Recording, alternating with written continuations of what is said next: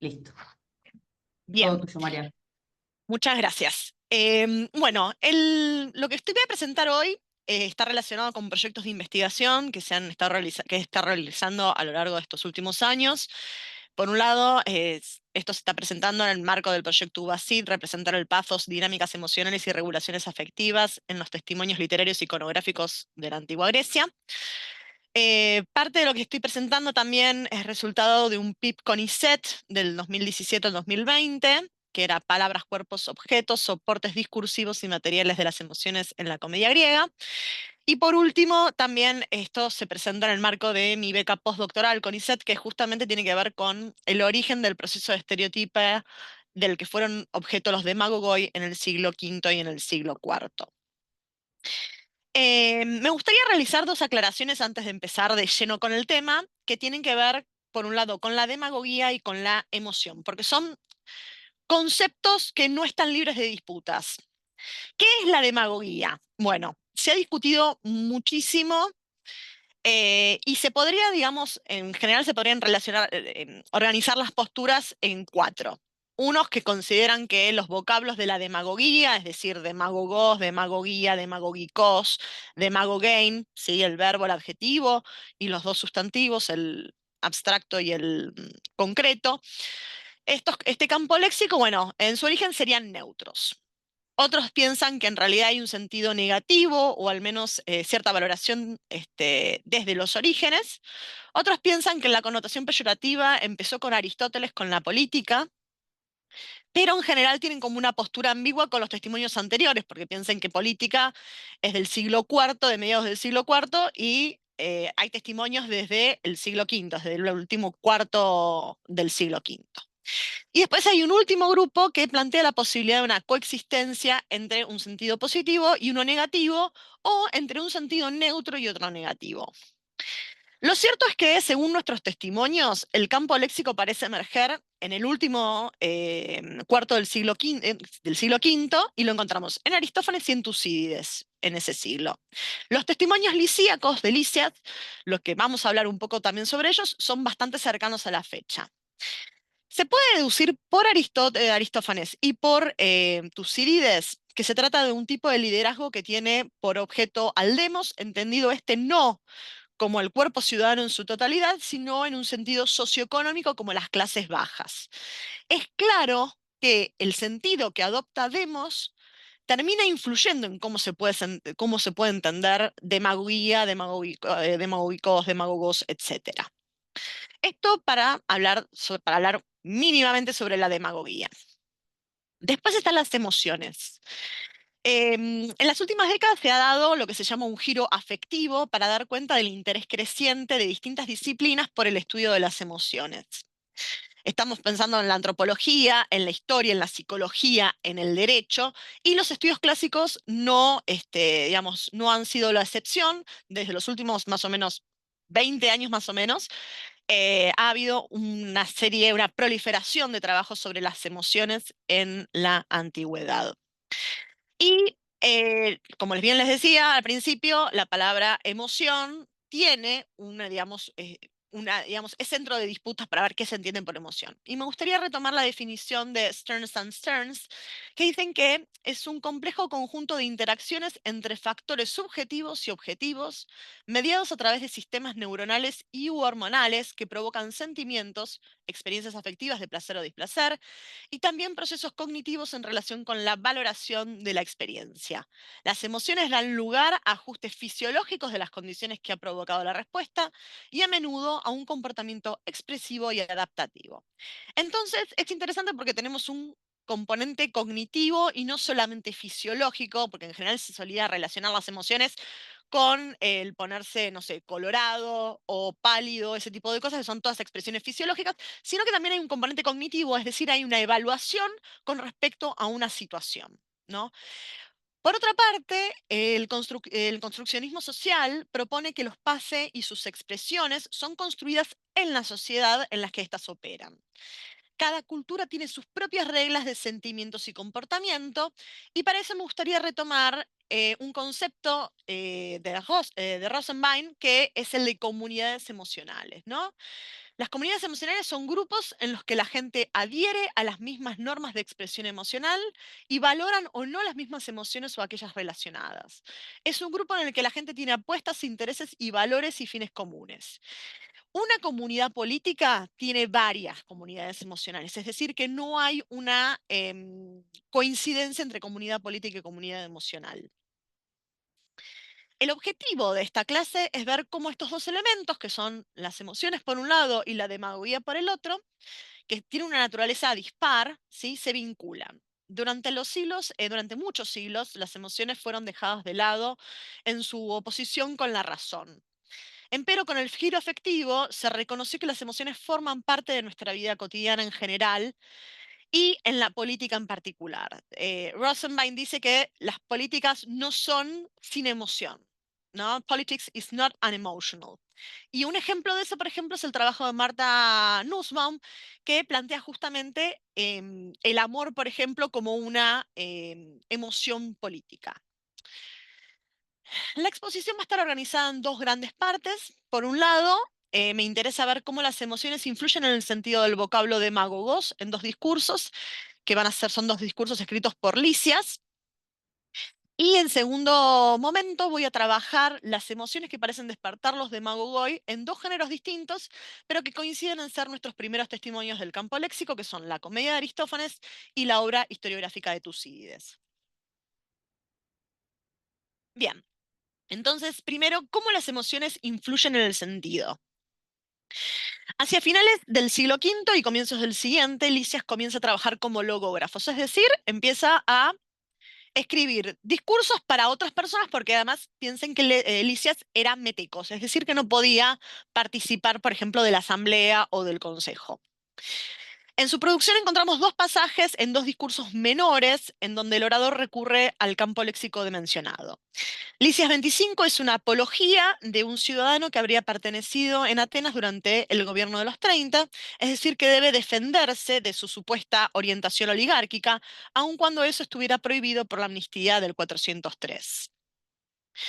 La amnistía de 403, esto es después de que los 30 estuvieron gobernando y el bando democrático logra conquistar la ciudad, se firma en algún punto una amnistía en la cual no se podía acusar a quienes habían digamos, permanecido en la ciudad bajo los 30, y solamente se podía acusar de los crímenes que habían cometido bajo el gobierno de los 30 a los 30 y a los más allegados a ellos.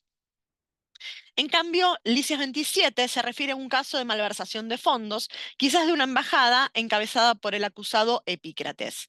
Si bien ambos discursos convergen en que lidian con la cuestión de cuál es el mejor modo de gobernar la ciudad, divergen en un punto clave, ¿sí? Mientras que uno es una clara defensa de los bienes del demos, el otro es un llamado de atención para que se les permita participar en los asuntos de la polis, aquellos que tienen una orientación ideológica difícil de conciliar con el régimen democrático. Mi propuesta, entonces, es analizar justamente las emociones asociadas a las referencias de los demagogoi en el Corpus Lisiacum. Solamente están en estos dos discursos que se aparece el campo léxico de la demagogia. Y mi propuesta es que en cada discurso los pases referidos son distintos e incluso podríamos decir opuestos, porque hay un uso distinto del vocablo y que esto se debe a una posición ideológica distinta y a guiones emocionales antagónicos. Pero me van a decir que son los guiones emocionales. Entonces acá recurro a un concepto de Caster que dice que una emoción implica una pequeña narrativa o guión dramático que incluye una percepción evaluativa al comienzo y distintas posibles respuestas. Es decir, digamos, ocurre algo, se dispara una emoción y esa emoción va a tener una respuesta. Básicamente eso sería un guión emocional. Pasemos a Licias 27. ¿Sí? Es un discurso breve que tiene un montón de problemas con respecto a la naturaleza textual, al acto de enunciación, quién es Epícrates, si solamente es Epícrates el que está siendo enjuiciado o también otros. si está siendo juiciado Epícrates y por ahí los demás por una embajada, porque hay un especialista que es Marcello Gigante, que propone que sería el mismo Epícrates que aparece mencionado en Embajadores de Platón el Cómico, en la embajada, sobre la embajada fraudulenta de Demóstenes, y en los Helenica Oxirrinca, que habría encabezado, este Epícrates había encabezado una embajada. No hay pruebas concluyentes al respecto y de hecho hay como digamos, una serie de problemas con respecto también a cuál es el marco jurídico en el cual se está presentando este discurso, ¿no? Y después, ¿qué cargo ocupaban? Em, bien, como fecha de posibles, en general se lo está ubicando entre el 396 y el 386, es decir, durante la guerra de Corinto, porque se menciona una guerra, pero no se sabe qué guerra es, ¿sí? Y todo el discurso gira en torno a la carencia de la cual en la ciudad se encuentra, ¿no? Y esta carencia de la ciudad se opone al robo que habrían realizado o los sobornos que habrían tenido, que habrían realizado los acusados. Sin embargo, es una circunstancia muy vaga como para poder datar fehacientemente, pero bueno, sabemos que es digamos, del primer cuarto del siglo cuarto. Con respecto al tipo de proceso, bueno, está la cuestión de la identidad del auditorio, porque varía entre atenienses y jueces. Si se habla de atenienses, uno dice, bueno, está hablando ante la asamblea; si se habla de jueces, es ante los tribunales heliásticos. Pero también es cierto que hay discursos en los cuales se encuentra tanto el uso de atenienses como de jueces y se realiza ante los tribunales. Em, Bien, hay dos posibles procesos jurídicos en los cuales se podría haber insertado este discurso. Uno es la eisangelía, que era una denuncia pública que podría presentarse ante el Consejo o ante la Asamblea. Y los cargos eran traición o corrupción, y si no, también puede ser una ifuna, es decir, una rendición de cuentas, que es la que debían realizar los magistrados cuando finalizaban el cargo. El castigo solicitado, que es la pena de muerte, implicaría que se trataría de un proceso de eisangelía. De hecho, el verbo inusual con el que recurre el orador para dar cuenta de los sobornos es katadorodokein, que significa traicionar a cambio de sobornos, ¿no? Entonces, esta idea de traición que reaparece después al final del discurso, podría suponer justamente una eisangelía. En el discurso hay una construcción opositiva del nosotros ellos que es sumamente común en cualquier discurso de carácter ideológico, ¿sí?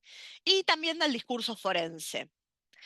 Mientras que Epícrates a menudo pasa a formar parte de una tercera persona plural, el orador también se fusiona con una pluralidad en primera persona, ¿no?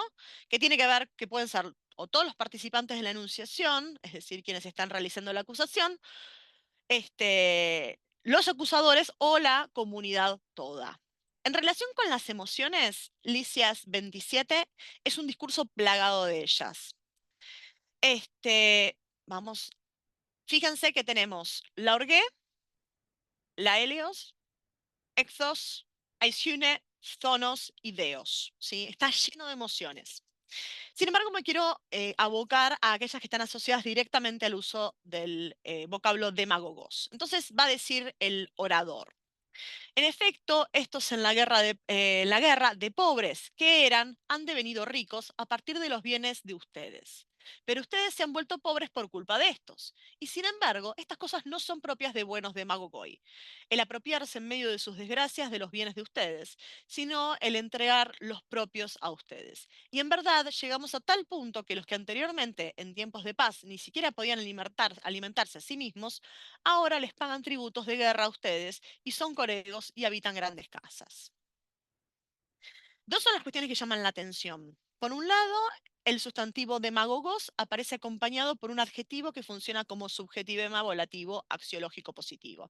Es decir, es buenos, agazón, es una palabra que supone una evaluación, en este caso positiva, ¿sí? Por parte del enunciador. Desde un punto de vista gramatical, el adjetivo, que es un calificativo, puede predicar o modificar un sustantivo, pero en este caso, por la posición atributiva, entendemos que se trata de un modificador directo, ¿sí? Connor y Lane se basan en este pasaje para afirmar que los demagogoi en sí no eran algo negativo, sino que era una palabra con una carga neutra, no tenían ninguna carga, que era neutra. Lo cierto es que, dados los testimonios del siglo V y del siglo IV, el hecho de que el sustantivo esté acompañado por un adjetivo valorizador es el caso menos frecuente. Estamos hablando de 5 casos, incluido este. Lo más frecuente es que aparezca solo. Es muy posible que el uso de axiológicos se deba a la existencia coetánea de dos sentidos, uno negativo, la forma no marcada, y otro positivo, que es la forma marcada. Es decir, el adjetivo, el uso del adjetivo está queriendo, en este caso, remarcar que no se los considera de manera negativa, ¿no? Pero que, digamos, la forma más común sería justamente pensarlo en términos negativos. Al caso de que se nos presenta real, es sumamente interesante porque los agafei de Magogoi son definidos por su praxis, ¿no? No son los que se apropian de los bienes de la ciudad, sino los que ofrecen los propios bienes a esta. La acusación de una riqueza mala vida atraviesa todo el discurso y se opone a la situación delicada que atraviesa el demos. Si lo que se espera entonces es una euerguesía, ¿sí? Es decir, algún tipo de benefacción, entonces lo que caracteriza a Epícrates y a sus compañeros es su reciprocidad negativa, ¿no? Esto es un concepto que proviene de la teoría de Marshall, que se relaciona con el concepto de distancia social, ¿no? La distancia social es la proximidad o distancia en parentesco o afinidad que estructura las normas de reciprocidad. La distancia entre cada polo de reciprocidad, que va desde el simple regalo a la apropiación por engaño o por fuerza, es la distancia social, ¿no? La reciprocidad negativa entonces se relaciona con una mayor distancia social. Al relacionar a los demagogoi con el soborno y la extorsión, el orador lisíaco estaría colocándolos en el polo de mayor distancia social y por ende con una reciprocidad negativa. Gracias a su función pública, han incrementado la riqueza que ya habían hecho durante la guerra, aun cuando parecen cumplir con las liturgias, ¿no? O sea, porque fíjense que dicen, ¿no? Son coregos, ¿sí? Y pagan los tributos de guerra. Esas son liturgias. Entonces, estos no son buenos demagogoi. ¿En dónde entran las emociones, no? Se pueden reconocer al menos 3 emociones distintas. Claramente, uno de los PAFE es la orgue, que está mencionada 3 veces, en particular al final del discurso. El modo en que el orador recurre a ella a lo largo del discurso concuerda con la definición que encontramos más tarde en la retórica aristotélica, ¿no? Es un deseo de venganza acompañado de dolor que se debe sentir sobre alguien en particular y que da cierto placer proveniente de la esperanza de vengarse. Esta emoción es ubicua al género judicial y se asocia íntimamente al castigo, ¿no? Se entiende aquí que ante los delitos cometidos se debe sentir pathos y castigar en consecuencias. Es decir, tenemos un guión emocional, ¿sí? Estuvieron estos robos, se siente ira y se debe castigar. Ese sería el guión emocional. El segundo afecto que encontramos aparece expreso en el exordio y es justamente la Eishune, ¿no? Del auditorio, en oposición a la ganancia de Epícrates y de sus compañeros. Esta emoción es el resultado para el auditorio, mientras que la riqueza lo es para los políticos. Aristóteles va a definir vergüenza, ¿no? Entiéndase por vergüenza, una cierta pena o turbación acerca del tipo de males, o presentes, o pasados, o futuros, que parecen traer una mala reputación. Se puede sentir vergüenza por uno mismo o por otro, lo que nosotros llamamos la vergüenza ajena. Esta emoción actúa como un indicador de las acciones reprobables de la sociedad para con los individuos, funcionando como inhibitoria. Aristóteles en retórica enuncia varios casos en los que se siente vergüenza, como son la comisión de un crimen, la obtención de ganancias a partir de personas incapaces, como pueden ser los pobres y los muertos, y el no ayudar pudiéndolo con dinero. Estos 3 casos los encontramos más o menos implícitos en la oratio. Nuevamente encontramos un guión emocional que supone el rechazo de los demagogoi.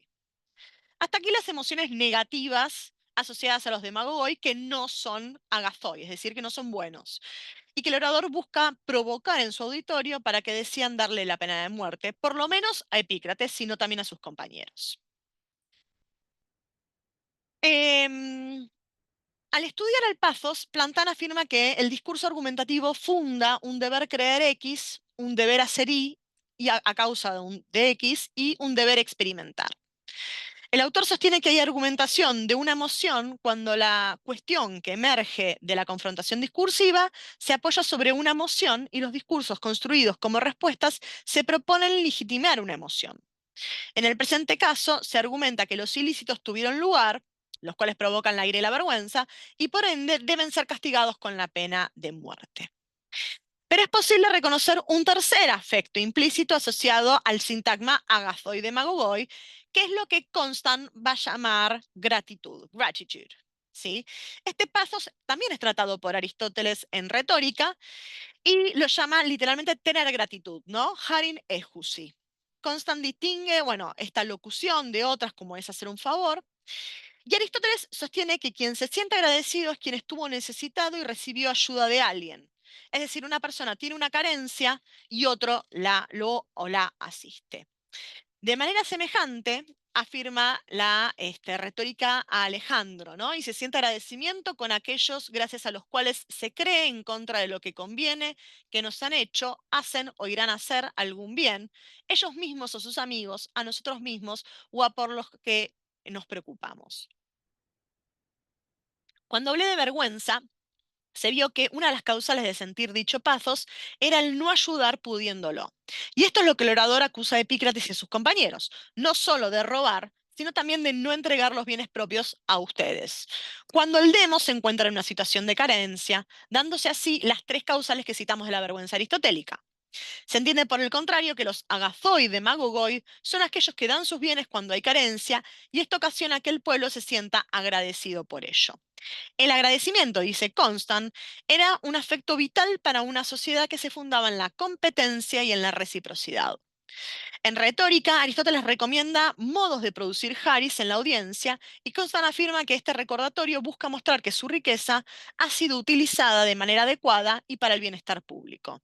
Así, si los buenos demagogoi se asocian a la ira y la vergüenza, los agazoi son conectados con el agradecimiento, algo que también encontramos en Isócrates, en el encomio a Helena, en donde Teseo es presentado justamente como un euergetes, como un demagogos, porque es un euergetes, es decir, es un benefactor que ha realizado una serie de hazañas que favorecieron no solamente a Atenas, sino también a la Hélade en general, ¿no? Este es el encomio de la Helena de Isócrates es sumamente interesante porque justamente el uso que hay de demagogos coincide con Licias 27. Por eso, en algún punto yo lo que sostengo es que em, el campo léxico de la demagogia supone una connotación positiva por un lado o una connotación negativa, y que dependiendo del contexto se determina una u otra, pero que coexisten estos dos sentidos opuestos y que justamente digamos, su uso se debe a quien realmente está realizando el discurso. ¿Y por qué les digo esto? Porque justamente tenemos en Licias 27 tenemos una concepción positiva de los demagogoi que pueden ser agazoi.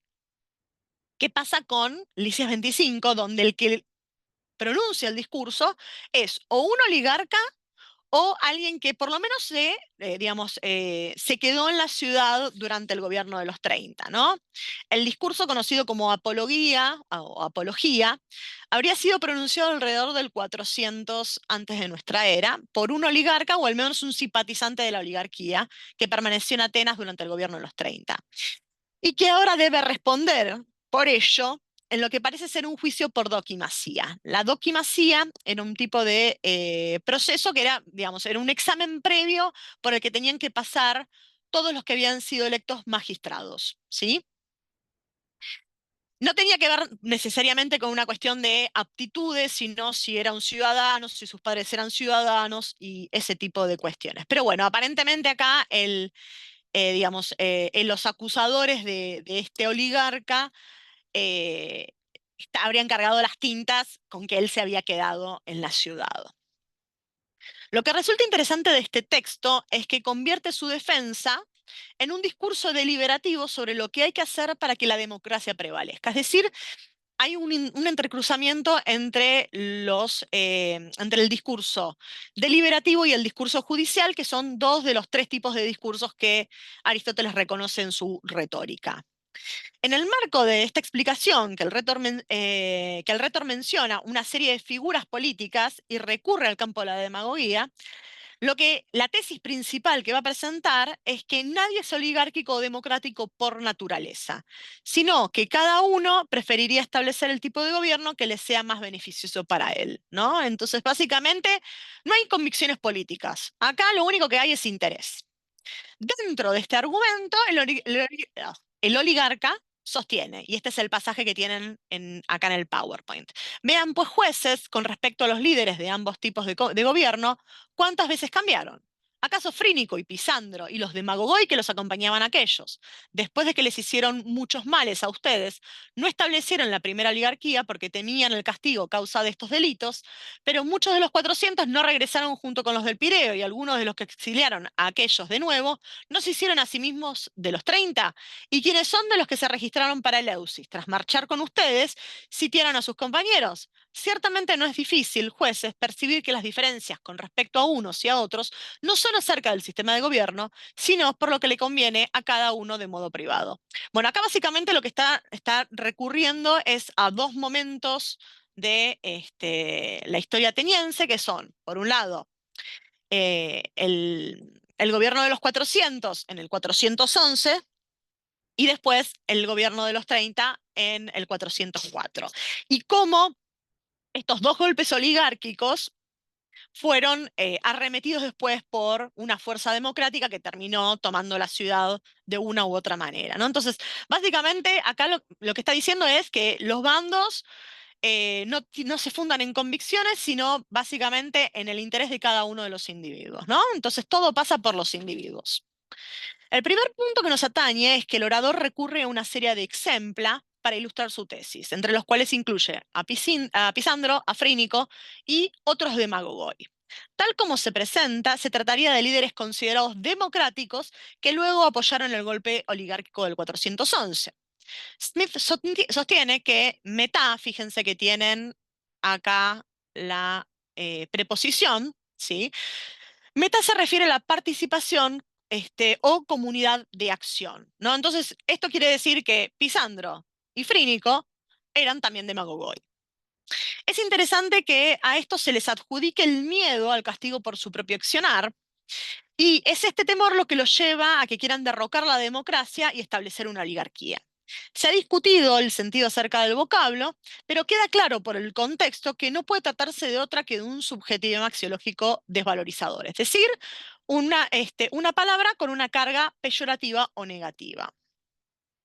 Aquí no hay ningún adjetivo que acompañe al sustantivo. Si tenemos en cuenta que el hablante, si no fue un oligarca confeso, al menos no fue reconocido como amenaza por los 30 al permanecer en la ciudad, el uso del lexema parece concordar con el que encontramos en el discurso de Critias en Helénicas de Genofonte o en el del discurso del oligarca de Teofrastro en Caracteres, ¿no? O sea, Teofrastro es sumamente interesante lo que hace, pero plantea distintos caracteres y el único político es el oligarca. Y dice que el oligarca dice que el linaje de los demagogoi es misetos, es decir, es odioso.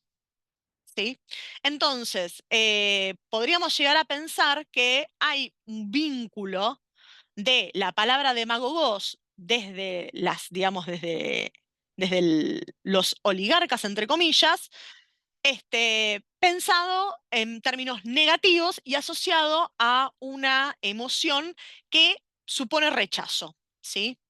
El segundo punto es que inmediatamente antes del pasaje traducido, el orador afirma, cada uno preferiría establecer el tipo de gobierno que le sea más beneficioso para él. Aquí encontramos el núcleo duro de la tesis del rétor, ¿no? El cual se funda en la díada prosumia y sunferon.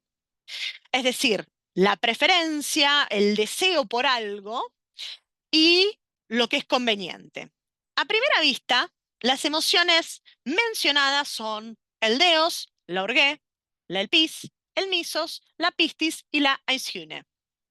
A pesar de esta profusión de emociones, que están, si son mencionadas, pocas son las que busca generar el discurso.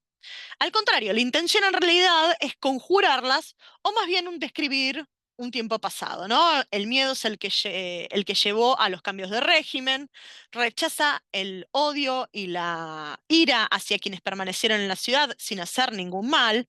Sin embargo, reconoce que se debe sentir ira hacia los líderes democráticos por cuyos excesos la democracia fue derrocada, y asimismo se puede reconocer cierto deos sobre un próximo derrocamiento del régimen actual si los jueces continúan votando en contra de aquellos que permanecieron en la ciudad durante los 30. Nuevamente encontramos un guión emocional subyacente. El hecho de que se sienta, digamos, que sienta orguea hacia los líderes y deos, es decir, miedo hacia un futuro incierto, supone rechazar los discursos de los acusadores.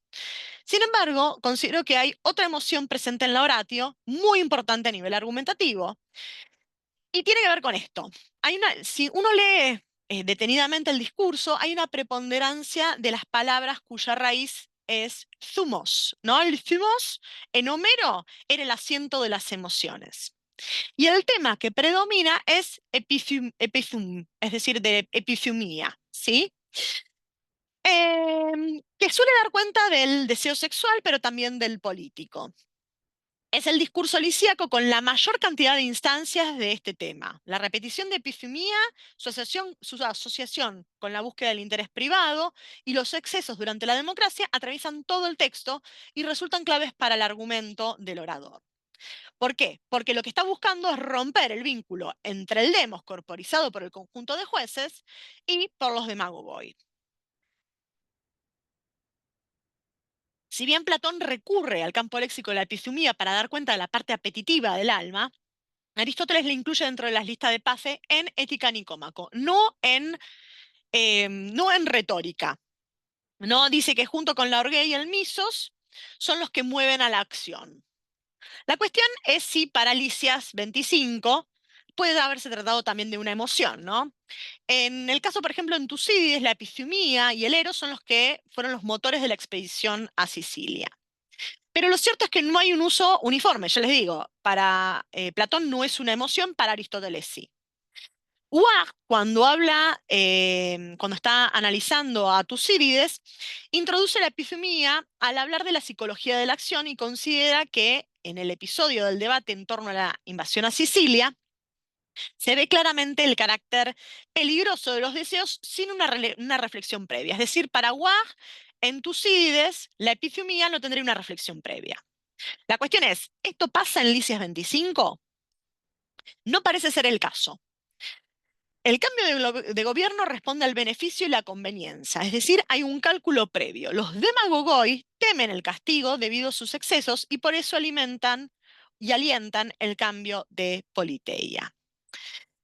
En el primer pasaje que tienen esta filmina, fíjense que los demagogoi, perdón, que aquellos que sufrieron alguna desgracia durante la democracia, ¿sí? A estos les es propio desear otro gobierno, porque tienen la esperanza de que el cambio les traerá una ganancia para ellos. Simultáneamente, el orador rechaza que este sea su caso, y es el segundo pasaje que tienen acá. Así pues, jueces, jamás sufrí una desgracia en aquel tiempo, ni privada ni pública, por la cual, deseando liberarme de los males presentes, anhelaba otro estado de cosas. En este pasaje me parece clave el uso de dos formas distintas de thumos, la prothumia por un lado y la epithumia por el otro. Entre ambas parece haber una relación de causa-consecuencia. Cabe resaltar que en el caso Tucididio, en el relato de la guerra civil corsiria, to próthimon, ¿sí?, se relaciona con la plionexia y la filotimia, es decir, con la ambición. Es por medio de la negación que el orador se aparta de los demagogoi anteriores, pero también de los actuales. Su rechazo por esta figura se da en términos emocionales al asociar a estos líderes con una emoción que es caracterizada como negativa y simultáneamente niega tenerla él mismo. Condición que, siguiendo su esquema argumentativo, lo hace idóneo para acceder a la magistratura para la cual parece estar siendo evaluado. Entonces, conclusiones sobre esta primera parte. Quise analizar cómo el uso del campo léxico de la demagoguía opera en el corpus lisíaco a la luz de los guiones emocionales que subyacen a cada emoción que se le asocia. Es posible reconocer dos sentidos de demagogos, cada uno de los cuales responde al orador que utiliza. Por un lado, el rétor de Lisias 27 contempla la posibilidad de una demagoguía positiva en función de la eguerguesía. Es por ello que entre el demos y el líder aflora agradecimiento, y es por la misma razón, aparentemente, que Epícrates y sus compañeros no entrarían dentro de esta categoría. En oposición a este pathos, el orador presenta otro guión emocional fundado en la orgue y en la isiune que conllevará al castigo de los acusados. Por otra parte, en Lisias 25 nos encontramos con un partidario de la oligarquía que expresa una teoría política desprovista de lealtades y fundada meramente en el interés privado. En el marco de esta, presenta una demagogia sin convicciones contra la cual debe dirigirse la ira o incluso el odio. En la argumentación emerge un pathos que no puede ser considerado dentro de la que no suele ser considerado dentro de la lista de emociones, que es la epithumia. Intenté demostrar que, a pesar de la pluralidad de opiniones en torno a este concepto, para el orador de apología, la ambición supone una evaluación y da lugar a la acción, de una manera semejante como considera las emociones Aristóteles. Es posible que en Lisias 27 el adjetivo haya sido utilizado como restrictivo, creando una subcategoría dentro de los demagogoi para dejar en claro la posibilidad de que podía haber demagogoi bueno. Pero simultáneamente se entendería que sin el adjetivo, el sustantivo podría haberse entendido de otro modo, como es el que encontramos en Lisias 25. Lo que resulta claro es que para Lisias 27 los demagogoi no pueden ser neutros, sino solo malos o buenos, y para Lisias 25 son malos. Si en Licias 27 los buenos demagogos se asocian al agradecimiento, en Licias 25 se vinculan a la epifimia. Si en el primer caso podemos considerar la posibilidad de la existencia de una demagogia positiva, en el segundo es impensado. Así, la significación del léxico se entreteje con las distintas emociones y estas resultan claves para la comprensión de cualquier discurso. Bien, pasemos entonces a la segunda parte de esta clase, que son las emociones que provocan los demagogoi. Lo cierto es que la crítica se digamos, lo suele asociar a una retórica emocional y, para que se den una idea, en la traducción que Orem hace de la política de Aristóteles en la Baja Edad Media, eh, lo que hace es vincular a los demagogos, perdón, y ya con el sentido moderno, a los demagogos con la ira y con la revolución, con la subversión del statu quo. Bien, entonces vamos a pasar primero a Aristófanes y después a Tucídides. En el caso de Aristófanes, lo que me interesa es ver qué emociones emergen con la relación con Cleón en avispas. Y eso tiene que ver porque en general si bien no hay ningún uso de demagoguía en avispas, sí lo hay en caballeros, y en caballeros Cleón es el principal blanco del onomástico modein aristofánico. El onomástico modein es justamente el vituperio, es la crítica por el nombre, es decir, criticar a Cleón por ser un demagogos en el caso de caballeros. En general siempre se presta atención al amor, ¿no? Y en el caso de avispas se suele prestar atención a la ira. ¿Cómo? ¿Por qué? Porque en avispas, esto es una comedia en la cual em, hay, son dos personajes que son Filocleón y Delicleón. Filocleón es el padre de Delicleón y Filocleón está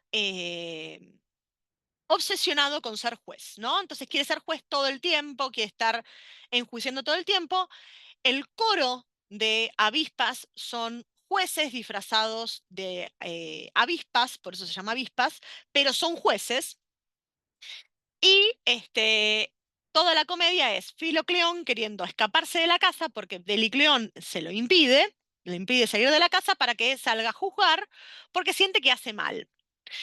Ahora después vamos a entrar bien en detalles al respecto, pero digamos, toda la comedia es un intento por curarle esta tribunofilia a Filocleón. Entonces, en función de eso, la emoción típicamente asociada a los tribunales es la ira, ¿sí? La ira y la compasión, ¿no? Que sería, digamos, la otra cara, ¿no? O se siente compasión y se lo perdona, o se siente ira y se lo castiga. Eh, Bien, pasemos. Ahí está. Bueno, en el prólogo nos encontramos con dos esclavos que están vigilando a Filocleón y que se cuentan mutuamente los sueños que han tenido y cada uno da una interpretación, ¿no? Socias le dice a Hantias que en su sueño había unos rebaños reunidos en la asamblea y un monstruo marino, que es después asociado a Cleón, estaba pronunciando un discurso deliberativo, ¿no? De Megorein, que es lo que tienen aquí marcadito. Perdón que no les puse la traducción, pero no me entraba.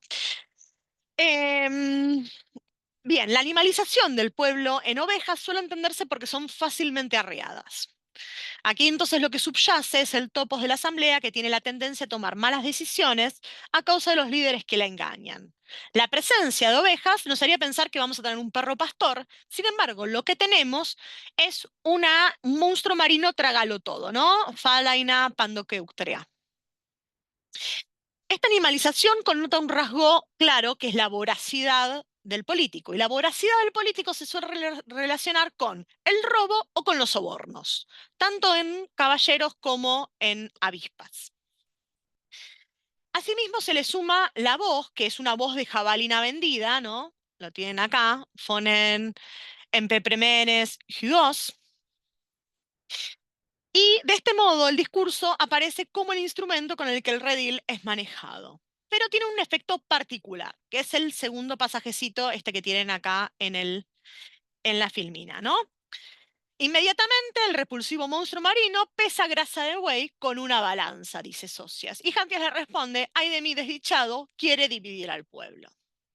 Lo que hace Hantias en el último verso entonces es proveer una interpretación a la última parte del sueño, algo que Socias había hecho ya con el suyo.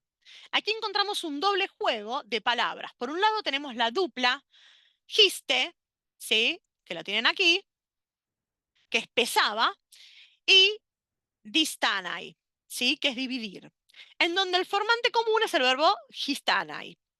Por el otro está el par demon, que quiere decir grasa, y demon, que quiere decir pueblo. Resulta interesante que la descripción del pesaje parece dar cuenta de la acción que está detrás del discurso del monstruo marino, la división del pueblo.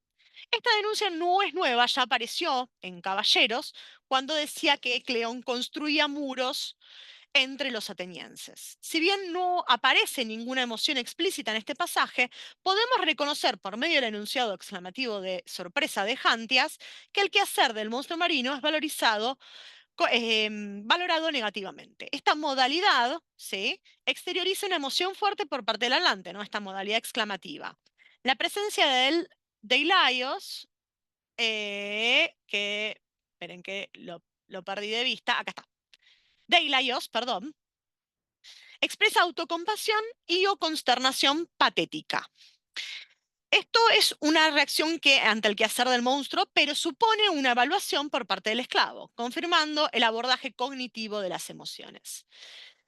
La postura del esclavo parece hacer eco a la del poeta enunciador. Si pensamos que Cleón es el blanco cómico en Caballeros, veremos en algún punto también en Avispas, la acusación de dividir al pueblo buscaría provocar una serie de emociones en el auditorio con respecto al político, en particular la ira, el miedo e incluso el odio. Este disenso en la comunidad política, ocasionado por el discurso, parece patentizarse, perdón, con los nombres de los protagonistas, ¿no? Que los tienen acá, Delucleon y Filocleon. Por un lado, tenemos en Delucleon, la raíz es Delu, que viene de Deluros, que significa repugnante, ¿no? Entonces, Delucleon es quien detesta a Cleón, quien siente repugnancia, asco hacia Cleón.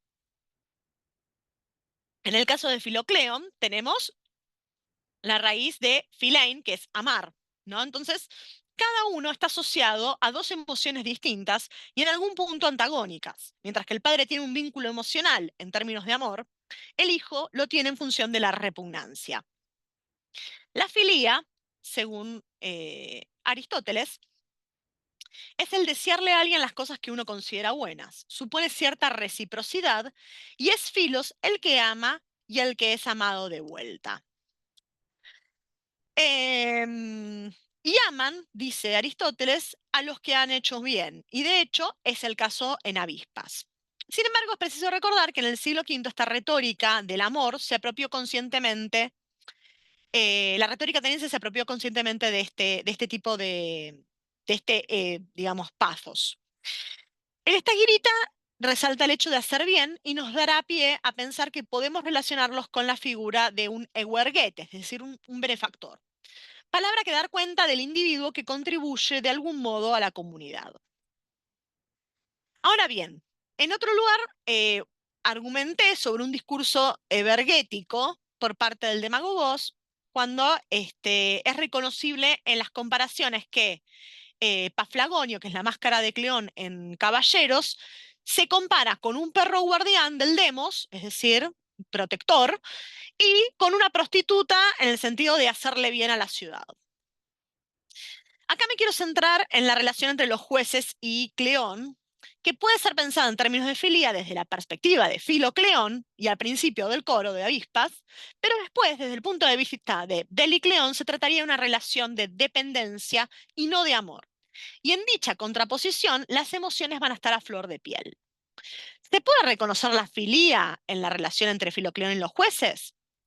Bueno, ante el intento de escape de Filocleón, lo primero que va a decir Filocleón va a ser, oh compañeros jueces, y Cleón, ayúdenme, que es el primer pasajecito que tienen en la filmina. Entonces, nos encontramos que los jueces y Cleón son convocados para que le presten asistencia para poder librarse de su hijo y cumplir su función de juez.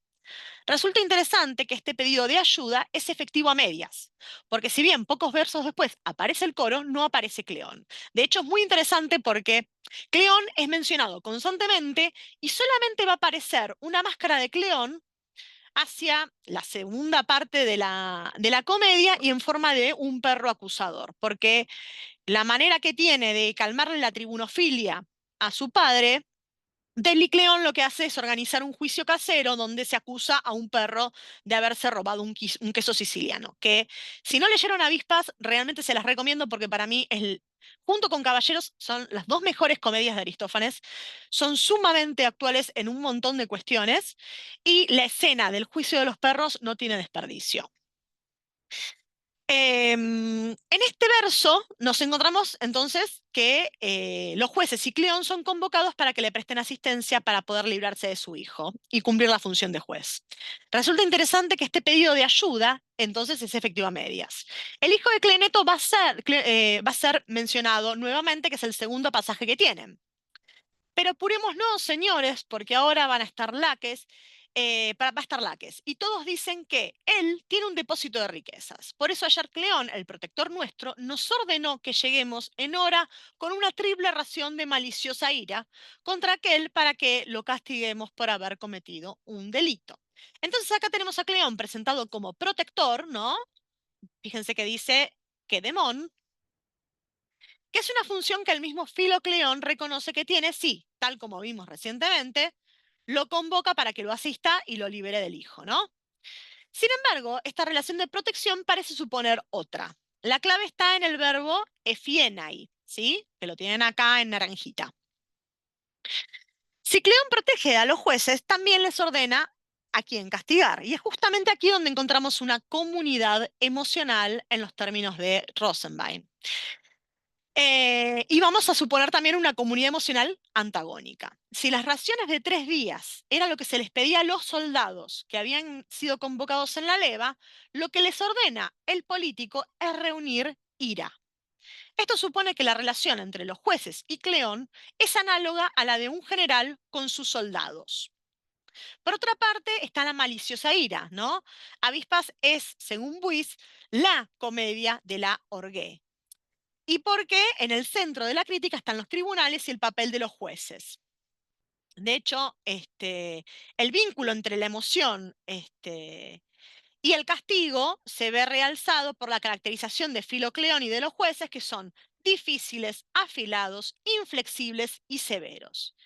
De allí entonces la caracterización del coro como avispas, ¿no? Esta idea de oficiar de jueces. Filocleón va a ser un juez, pero en caso superlativo, ¿no? Va a ser mucho más que, que el coro. A pesar de dicha diferencia, podemos pensar que Filocleón con el coro conforman una comunidad emocional encabezada por Cleón, al menos en la primera parte de la obra, porque después el coro va a ser convencido, va a haber un agón entre Filocleón y Delicleón, y ahí Delicleón va a convencer al coro, y ahí se va a romper la comunidad. Rubinstein analizó las apelaciones al orgué en la oratoria. Según la autora, estas dependen del contexto. En la mayoría de los casos, el argumento de la cólera aparece cuando el castigo va más allá de la compensación o restitución, cuando se trata de una cuestión que afecta a los jueces. Es interesante que los casos mencionados en la obra hasta el rejuvenecimiento de Filocleón son todos de carácter público. El juicio de Laques, el hombre absuelto por Samos y el robo del Aves. Cuando el coro insta a llamar a Cleón una vez más, lo hace porque Delicleón es considerado un misópolis, que es el pasaje que tienen aquí. Después de tomar los mantos lo más rápido posible, muchachos, corran ya y griten y cuéntenle estas cosas a Cleón y pídanle que venga para enfrentarse con un varón que odia la ciudad y que está por morir, porque dice estas palabras, que no hay que juzgar juicios. Esta acusación de no juzgar en realidad es equivalente para el coro a una tiranía o a una monarquía, ¿no? Pero en realidad es una exageración. Hay que recordar que las acusaciones de atentar contra la democracia y o restablecer la tiranía eran moneda común en aquel entonces y esta funcionaba como una especie de cuco, dice Henderson. Es interesante que lo primero que hace la otra máscara de Cleón en la comedia aristofánica, que es Paflagonio, es de acusar a los conspiradores, de conspiradores a los esclavos y al morcillero, buscando generar temor en ellos.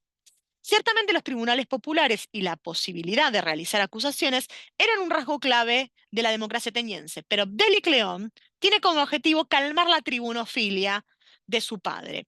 Y quizás en segundo lugar, desarticular las falsas acusaciones de conspiraciones. El hijo no busca eliminar los tribunales en sí. Se podría decir que el agón entre Filocleón y Delicleón expone los puntos de vista de cada una de las comunidades emocionales que conforman el oikos, ¿no? Encontramos una comunidad que exacerba una emoción y cuyos intereses no se condicen con los fijados por la comunidad política, y esto implica que no hay una relación de identidad plena entre la comunidad emocional y la política. La segunda comunidad emocional, que estaría encabezada por Delicleón, busca una resolución calmada y tranquila de los conflictos que podría remitir a una actitud más propia del ideal de la sofrosione cívica, en tanto que la decisión no está fijada de antemano. Entonces se da un antagonismo entre comunidades emocionales y en cada una prima un pathos distinto. En el Agón, Filocleón sostiene que el ser juez da placer y felicidad porque es temido por todos. De hecho, se va a comparar con un rey, ¿no? Va a decir que es objeto de súplicas y de halagos y no debe rendir cuentas ante nadie, aunque le pagan 3 óbolos por cumplir su función de magistrado. Fíjense en este pasajecito, y el mismo Cleón, el gran vociferador, no solo no nos da mordiscones, sino que además se la pasa protegiéndonos con su mano y nos aparta las moscas. La noción de la protección vuelve a emerger en estos dos verbos, philatei y apamunei, y de hecho fue amunei, que es el formante de apamunei, ¿sí? Amynein es el verbo que utilizó Filocleón para pedir la ayuda de Cleón al principio de la comedia. Desde la perspectiva de Filocleón, Cleón está supeditado a los jueces. Sin embargo, el político sigue sin aparecer, todavía no apareció. Por otro lado, tenemos a Delicleón, ¿sí? Que va a sostener que lo que ocurre en realidad es todo lo contrario, que no hay una relación de jerarquía de los jueces por encima de Cleón, sino que el mithos que obtienen los jueces es una mínima parte de lo que Atenas efectivamente recibe por la Liga, y la relación que tienen con estos políticos es de esclavitud.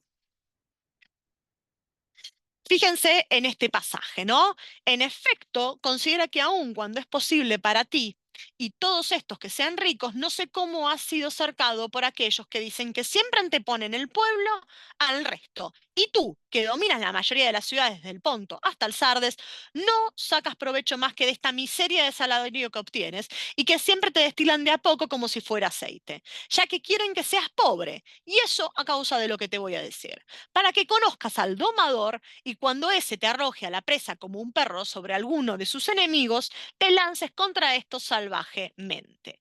Este pasaje gira en torno a una metáfora clara, que son los jueces como perros que atacan a quien su domador, el político de turno, les dice.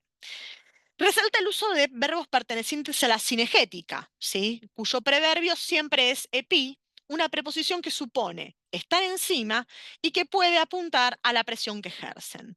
Lo es, de hecho, para los jueces, si recordamos, acuérdense del pasaje que vimos, que decían que tenían que juntar una triple ración de cólera, ¿no? Entonces tenemos con dos analogías, una la del general con los soldados y otra la del domador con sus perros, siempre supone una relación de subordinación que va a decir Delicleón es una gran esclavitud y no una filía, ¿no? Y esta esclavitud está asignada por la necesidad de obtener el trióbolo.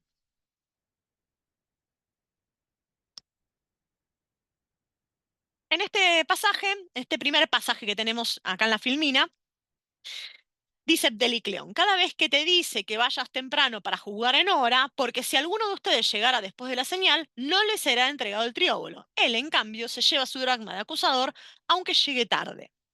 El orador, entonces, este orador, ¿no? Que les está diciendo a los jueces que no lleguen tarde, lo que está queriendo generar es dolor, perdón, es fobos, es miedo que dice Aristóteles, fíjense en este segundo pasaje, un tipo de dolor o perturbación proveniente de una impresión de un mal futuro que es destructivo o doloroso. En este sentido, el miedo implica conocimiento e inferencia, ya que supone una anticipación percibida de un dolor bien identificado, que se vincula además con la pretensión de evitar ese sufrimiento todavía no consumado. Es decir, nos hace buscar o evitar el desastre. El mal futuro es la falta de mithos, es decir, una situación de carencia. Sin él, la subsistencia y la de su oikos está en peligro. Esto es el caso claramente de los jueces, donde son descritos, digamos, como pobres, que no tienen, que necesitan del trióbulo, que no es el caso de Filocleón. Sin embargo, como comunidad, todos responden y valoran la misma emoción. La relación entre Cleón y los jueces puede ser considerados como una filía y como evergética, ¿no? Si el primero les asegura los juicios, los segundos van a cobrar el trióbolo. Y acá me parece interesante las consideraciones de Nussbaum con respecto al miedo, ¿no? Ella dice que es una emoción asocial y narcisista que provoca aislamiento y atomización. La situación de necesidad que sufren los jueces da lugar a una relación de dependencia con respecto de aquellos que le dicen que se arme de cólera. Ello provoca un desequilibrio en la regulación de la paz social hacia la cual se dirige la resolución de los conflictos por medio de los tribunales. La pobreza lo lleva a actuar bajo las órdenes de otro y no en función de lo que beneficia a la polis. El phobos provoca aislamiento y ello repercute en el tejido social de la comunidad política. Se podría decir que la comunidad emocional fundada por los políticos, según Delicleón, se centra en dos emociones, una centrífuga, la cólera que se dirige hacia el exterior, y una centrípeta, el miedo que va del político hacia el interior de la comunidad que lidera. A esto cabe agregar el phobos, que provocan en los acusados las acusaciones de conspiraciones. Al escuchar las razones de Delicleón, el coro va a deponer su cólera y va a instar a Filocleón a hacer lo mismo. Ahí la comunidad emocional entonces se va a quebrar por primera vez. Cleón no va a ser mencionado nuevamente por el coro como protector y va a expresar el deseo de tener a alguien como Delicleón como protector. La orgue de Filocleón tardará más en deponerse y esto se debe a su carácter superlativo, ¿no? Será preciso incurrir en el juicio casero del perro y que finalmente por un medio de un engaño él termine absolviendo al acusado. Es entonces que la comunidad emocional se quiebra por completo. Después de eso, Filocleón va a participar de un simposio con Cleón y le va a decir de todo, pero porque va a hacer chistes, se va a comportar. El rejuvenecimiento de Filocleón es sumamente gracioso porque se convierte en alguien que no sabe cómo comportarse en un simposio. Bien, pasemos entonces, bueno, les hago mínimas conclusiones de esto, ¿no? El enfrentamiento entre padre e hijo puede ser entendido como uno entre dos comunidades emocionales, y dicha oposición se funda en la relación emotiva con Cleón, mientras que Filocleón considera que lo une una relación de filía, Delecleón siente repulsión por el político. Esta posición entonces se funda en las emociones que la comunidad emocional cleoniana valora, ¿no? Por un lado la ira, que se dirige a la comunidad, y por otro lado el miedo, que tiene que ver con la pérdida del trióbolo.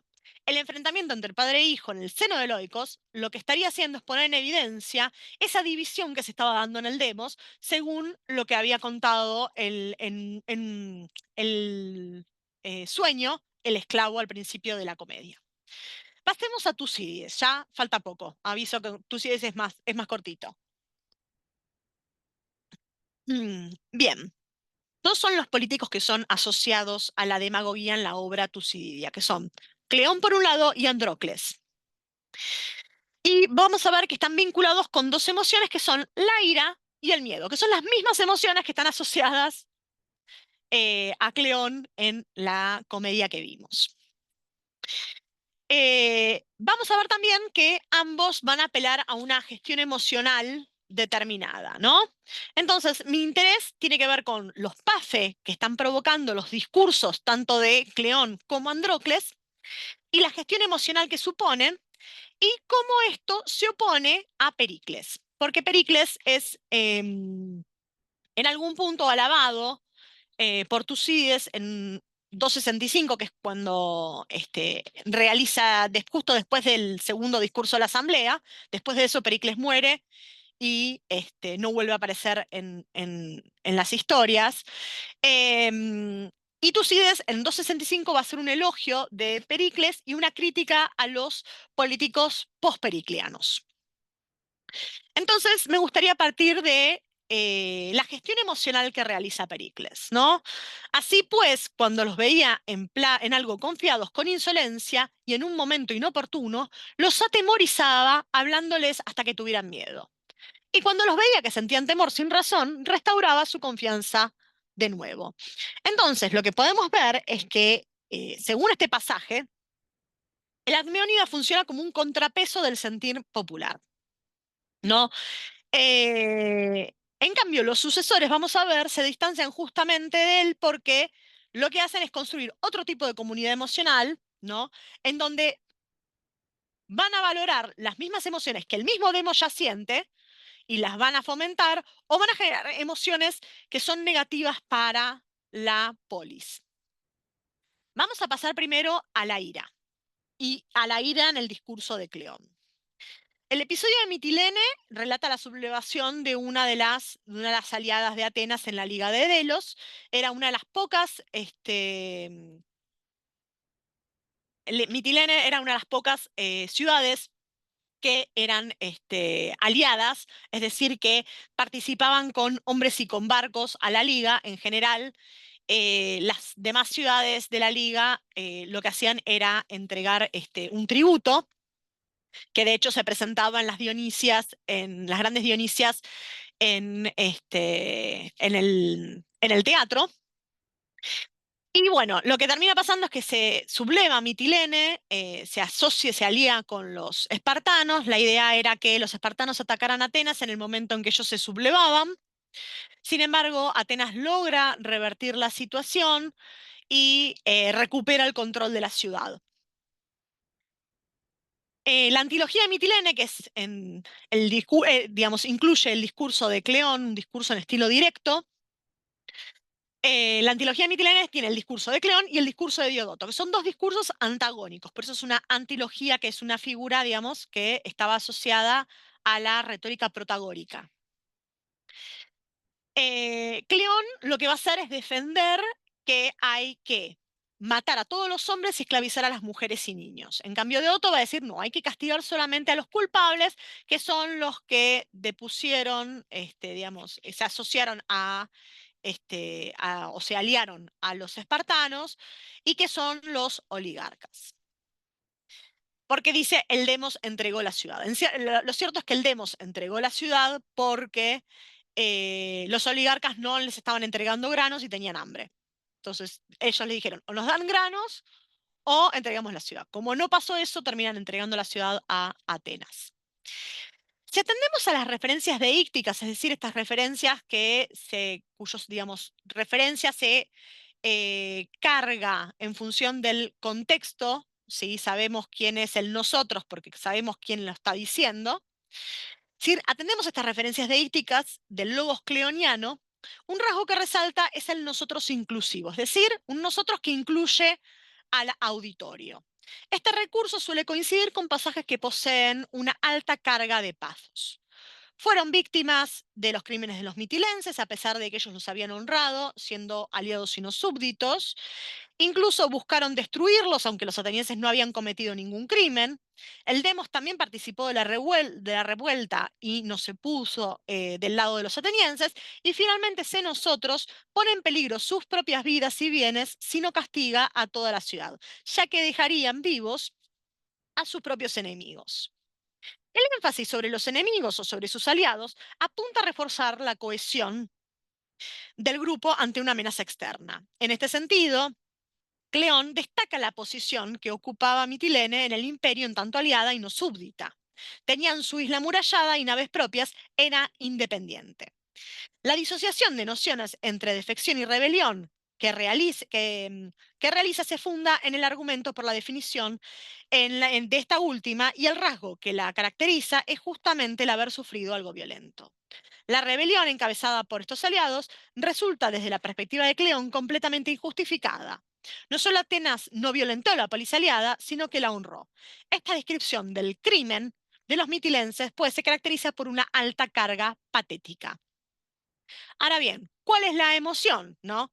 Y acá retomo de nuevo a Plantán, que bueno, dice, hay que determinar el lugar psicológico de la persona que experimenta el sentimiento, hay que determinar cuáles son las emociones dichas, ya sea de manera implícita o explícita, y después especificar la tópica, que son los principios generales que regulan la orientación de una emoción. Es decir, indican qué tipo de emoción y cómo debe sentirse esa emoción. Eh, En este sentido, es importante el uso del colectivo de identificación, esta idea del nosotros inclusivo del que yo les hablaba, que es trascendente, ¿no? La emoción no debe experimentarse, digamos, no debe experimentarla solamente el orador, sino toda la comunidad, todo el auditorio. Entonces se establece un vínculo emocional entre ambos. Dos, entonces, son los PAFE que Cleón busca despertar: la orgué, ¿sí? La cólera o la ira, y el phobos, que es el miedo del temor. Primero la orgué. Esta es designada explícitamente en una máxima que antecede el grueso de los pasajes de alta carga patética, que es, pues el injuriado procede contra el que obró mal con una ira más débil, ¿no? Esta idea de dejar pasar el tiempo, entonces uno va a vengarse de manera más débil o no va a querer vengarse porque pasó el tiempo. Según esta gnome cleoniana, entonces Atenas sería la víctima de lo realizado por su aliada. El orador apela a una serie de imágenes de rebelión y de destrucción. La de Mitilene, que maquina, y el énfasis de la atrocidad del crimen buscan azuzar este pathos, el cual se asocia con el pasado, ¿no? Lo que hicieron los mitilenses, y al presente, que es lo que deben sentir los atenienses al decidir el castigo. Y esto se va a condecir con lo que plantea Aristóteles para esta emoción. La noción de rebelión, sumada a la idea de traición, es el fundamento de esta emoción, y sería el evento o topos uno, según la teoría de Plantán. La causa, o tópico 7, da cuenta de la gente, ¿no? La seriedad del asunto radica en que quienes se rebelaron tenían un estatus de aliados y fue, por sobre todas las cosas, un acto deliberado. ¿Qué es el pasaje que tienen acá? Pues yo otorgo perdón a quienes defeccionaron por no ser capaces de soportar el imperio de ustedes o a quienes fueron forzados por los enemigos. Pero quienes teniendo una isla entre muros y temiendo solamente por mar a nuestros enemigos, cuando incluso ellos mismos no estaban fortificados frente a aquellos por su equipamiento de los trirremes, administrando como independientes y siendo honrados principalmente por nosotros, obraron así, cometieron una injusticia. ¿Qué otra cosa hicieron sino tramar y rebelarse antes que defeccionar? Pues la defección es precisamente propia de los que sufren algo violento, y buscaron destruirnos pasándose con los enemigos más grandes. El estaguirita, perdón, va a decir que la orgue es un deseo de venganza acompañado de dolor, que se debe sentir sobre alguien en particular y de cierto placer proveniente de la esperanza de vengarse. El desprecio o desdén pueden provocarla, y esta es mayor cuando los amigos son los que injurian en lugar de beneficiar. También va a decir que nadie desdeña a una persona que teme, y el temor a alguien implica la inferioridad de uno mismo. Esto es lo que lleva a que Constant sostenga que la orgue implica una valoración de rasgos sociales, perdón, de roles sociales. Es decir, yo no me puedo vengar de alguien que es superior a mí. No puedo sentir enojada con alguien que es superior a mí. Solamente puedo sentirme enojada con alguien que considero que es igual a mí. O menor, ¿sí? Según Aristóteles, la orgue solo puede darse cuando la venganza es factible. Y esta supone el restablecimiento de la situación antes del insulto porque desprecia a la que realizó la ofensa primero. Que es el caso, por ejemplo, de Écuba, que se enoja con Polimnestor, pero no se enoja con Agamenón, ¿no? Cuando matan a sus hijos. Pero otros testimonios van a relacionar la ira con la injusticia. La cólera provocada por una injusticia es uno de los temas fundamentales de la oratoria ateniense, y los discursos a menudo terminan con un pedido a los jueces de demostrar la ira pública en contra de quienes han realizado un adíquema. Eh, Bien, en un momento va a decir Cleón, yo intentando apartarlos de estas cosas, declaro que los mitilenses, como única ciudad, los han dañado principalmente, ¿no? Esta idea de que él reconoce que hay una díquema, ¿sí? Una injusticia realizada. Los mitilenses, a los ojos de Cleón, ultrajaron a los atenienses, desdeñaron el trato diferente que les prodigaban y se aliaron con sus peores enemigos. La venganza, entonces, sería un afecto de un accionar injusto y un perjuicio voluntario. Iglesia Zoido rastreó la excitación de los Pafe en Tucídides y piensa que tiene lugar en aquellos discursos en donde hay más puntos de contacto entre el género deliberativo y el judicial. Y la maniobra de Cleón es justamente esta, porque estamos con un discurso ante la Asamblea, sin embargo, él la plantea en términos judiciales, ¿no? Por eso también recurre al orgué, ¿sí? Y es interesante que esta orgué es la que sentían los mismos atenienses, según lo que dice el enunciador historiador al principio de la antilogía. El hijo de Cleeneto, a diferencia de lo que vimos que hacía Pericles, procura excitar el mismo pathos que siente su auditorio, hacer que lo experimenten, y es el fundamento para que confirmen el castigo.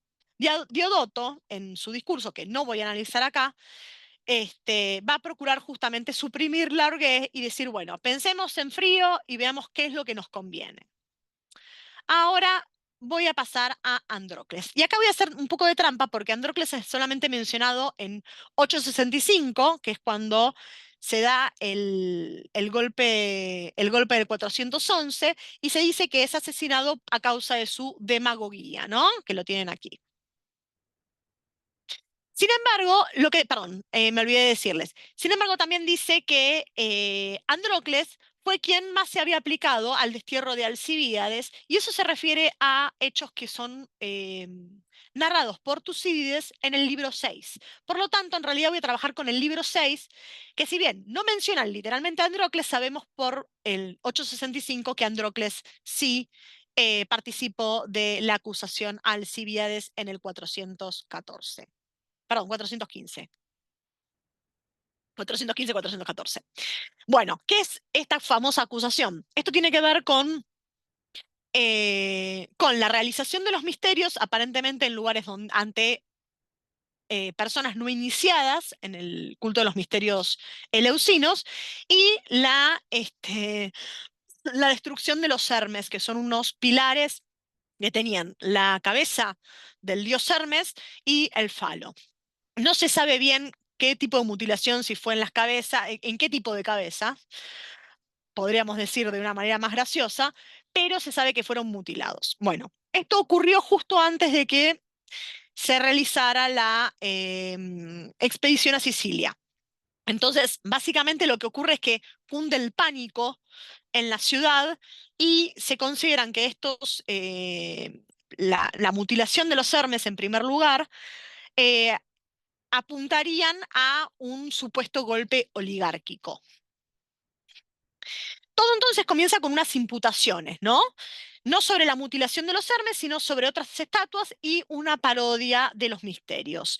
Y estos hechos son usados como instrumento para lograr exiliar a Alcibíades y obtener la apostasía. En realidad lo que ocurre es que Alcibíades dice, yo no voy a empezar la expedición hasta que me procesen, hagan un juicio y se decide en función de eso, y a partir de eso se ve lo de la expedición. Sin embargo, lo que dice, lo que hacen los enemigos de Alcibíades, que lo que quieren en realidad es tener el liderazgo de la ciudad, es decir, bueno, no, no, que vaya a la expedición y en todo caso van a querer agrandar las acusaciones y en todo caso lo hacemos traer de vuelta. Eso es lo que lleva a que Alcibíades, cuando lo van a buscar, se termine exiliando, se escapa y bueno, primero va para ir para Esparta, va a dar un par de vueltas, y es un personaje bastante interesante Alcibiades en ese sentido. Bueno, el enunciador historiador entonces socava cualquier posibilidad de reivindicación de las intenciones de los acusadores. Alcibiades es presentado como un obstáculo para la ambición política. El problema que se nos presenta aquí es que Tucídides no reproduce ningún discurso en estilo directo. Sin embargo, es posible en algún punto reconstruirlo, que es el pasaje que tienen aquí en la Filmina, ¿no? Magnificaban y gritaban que la realización de los misterios y la mutilación de los Hermes apuntaron al derrocamiento de la democracia y que no había cosa de entre estos hechos que no hubiera sido hecho justo junto a aquel, Alcibiades, diciendo como pruebas otras ilegalidades de no democráticas en cuanto a sus hábitos. El verbo megalunein, ¿no? Que lo tienen aquí, proviene del adjetivo megas y significa literalmente hacer grande. Boan, que lo tienen aquí al lado, por otra parte, describe un modo de decir que es el grito. Magnifican y gritan la acusación, relacionando la mutilación de los Hermes y la parodia de los misterios con un derrocamiento de la democracia. Aunque no se recurre a la palabra, este episodio da cuenta de la psicofancia, ¿no? Esta idea de hacer abuso de acusaciones. A partir de la catalogación de la tópica patética de Plantán en el discurso, parecen confluir el evento, que es el tópico 1, la causa, el tópico 7 y sobre todo las normas, que es el 9, que tiene que ver justamente con los valores democráticos. El evento llevado a cabo por Alcibiades es interpretado como violador de la norma democrática. Nuevamente nos encontramos entonces con la orgué, ¿no? La cual va a ser explicitada varios parágrafos después cuando dice, y puestos que estos estaban encolerizados, a causa de eso, les parecía que todo esto había sido realizado con motivo de una conjuración oligárquica y tiránica. Dicha emoción es la que lleva al demos a una mayor crueldad en su trato con los denunciados. Y aquí encontramos el lugar psicológico, ¿no? Quien siente la emoción. Si bien no podemos saber el modo en que Andrócles y sus compañeros lo verbalizaron, quien debe experimentar la ira es el demos, no toda la comunidad, en tanto que se trata del principal perjudicado en darse un golpe oligárquico. Esta valencia de la palabra se evidencia cuando el enunciador historiador recurre al sintagma epibuleuontas toplethei, es decir, quienes maquinaban en contra de la mayoría. La ira nuevamente se asocia al castigo, en este caso del sacrilegio y de las supuestas maquinaciones golpistas. No obstante, la voz de Tucídides emerge para poner en tela de juicio para poner en tela de duda la justicia del castigo. aunque no el alivio que éste provocó en el demos.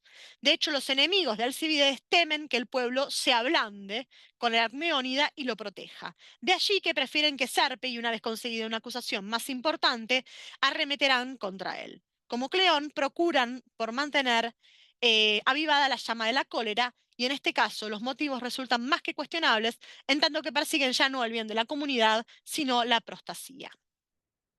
Entonces Cleón recurre a la orgía para fundamentar el castigo de la polis rebelada y el modo en que Atenas debe manejarse en su política exterior. Eh, Perdón, no les puse la filmea de conclusiones, les pido disculpas. La estrategia discursiva elegida es la de presentar un asunto de naturaleza deliberativa en términos judiciales, ¿no? El demos ya sentía este pathos que es la orgue. La acusación de Alcíbiades, por otra parte, pertenece al ámbito interno de la polis y es un asunto claramente judicial, en tanto que hay denuncias. También es de naturaleza política y el castigo asociado a la cólera se vincula con la defensa de los valores democráticos. Los políticos entonces excitan la orgía del demos al crear una comunidad emocional que se opone a las poleis súbditas y también a a los otros líderes políticos. En ambos episodios lo que se exhibe es la incapacidad del demos para autorregular sus propias pasiones y los líderes, en lugar de refrenarlas, las incitan. El pathos provoca una reacción exagerada, desde la destrucción total de una ciudad hasta el castigo de hombres cuya participación en la parodia de los misterios y en la mutilación de los Hermes es dudosa. Se alejan del modelo entonces de Pericles como líder en tanto de contrapeso emocional. Vamos entonces ahora a al miedo, y ya con esto cierro, y el miedo, prometo, es recortito. En efecto, Tucídides vimos a Pericles, que está relacionado con el miedo y con la confianza, ¿no? Entonces, cuando sienten hubris, les da miedo, cuando no sienten temor, les da confianza, ¿no? Entonces, el miedo es clave en la gestión emocional de Pericles. El temor en la antología de Mitilene. Hay un rasgo entonces que se resalta en el logos cleoniano, que es el uso de este nosotros inclusivo, ¿no? Y tenemos la descripción del crimen de los mitilenses. En este pasaje que ustedes tienen, pero serán arriesgados nuestros bienes y personas contra una ciudad, y tras apoderarnos de la ciudad destruida por azar, nos veremos privados del resto del tributo futuro, a través del cual somos fuertes y dominaremos a los enemigos que tras ser vencidos, fracasaron junto con los que teníamos desde el principio. Y durante el tiempo en que es necesario que nos enfrentemos a los ahora vencidos, nuestros enemigos haremos la guerra contra nuestros propios aliados, ¿no? Acá tenemos entonces básicamente este pathos que es el phobos, ¿no? El énfasis sobre los enemigos y los aliados refuerzan esta cohesión grupal. Este pathos, que es el temor, es definido por Aristóteles entonces como un tipo de dolor o perturbación proveniente de una impresión de mal futuro, que es destructivo o doloroso. El miedo implica conocimiento e inferencia, porque supone tener una anticipación percibida de un dolor bien identificado. No podemos tener miedo de algo que no sabemos bien qué es. Nosotros tenemos miedo de algo en particular, ¿no? Tiene que resultar algo que sea cercano en el tiempo o inmediato. Es algo realizable es decir, que puede ocurrir efectivamente, es verosímil, y los que han hecho injusticia son temibles si tienen el poder. La única mención explícita que hace Cleón sobre el temor es para rechazar que los mitilenses lo sientan a pesar del paradigma de otros aliados que buscaron dejar la liga y fueron sometidos. Simultáneamente, su propuesta es que el castigo sea un ejemplo para las demás poleis que conforman el imperio y que ninguna quiera rebelarse. En este sentido, Cleón ve en el castigo un mensaje de miedo para los demás miembros de la Liga de Delos. Ese es el modo en que Atenas debe gobernar. Empero podemos afirmar que el discurso busca construir también a los atenienses y a los propios oponentes como sujetos psicológicos del temor, es decir, al paradestinatario y al contradestinatario, es decir, en contra de quienes habla y a quienes les habla para convencerlos porque están indecisos. Si analizamos el discurso cleoniano en general y el pasaje visto en particular, a la luz de esta teoría, el uso de nosotros resulta trascendental justamente por este lugar psicológico. La noción no es experimentada solo por el orador, sino también por el auditorio. El nosotros inclusivo establece un vínculo emocional entre el ego y el huméis, resaltando así los tópicos del evento y de las personas afectadas. En efecto, en 39.8, Cleón procura describir ante los indecisos una percepción ficticia, perdón que no les puse el pasaje, acá lo tienen. Em, Procura describir ante los indecisos una percepción ficticia de lo que podría ocurrir si no se actúa como recomienda. Castigar solo a los oligarcas supone que los mitilenses no sufran nada irremediable y puede ser un ejemplo para que otras poleis defeccionen de la liga. Esto a su vez provocaría un riesgo a futuro, es decir, se pondrían en peligro los bienes y personas, así como el tributo, y aquí encontramos el tópico de las consecuencias. Para Cleón, castigar a unos pocos implica dejar con vida enemigos que volverán a atacarlos. Todo esto puede ser evitado por los atenienses si siguen su consejo, y esto tiene que ver con el tópico de la posibilidad del control. ¿Se puede controlar esta situación? Sí.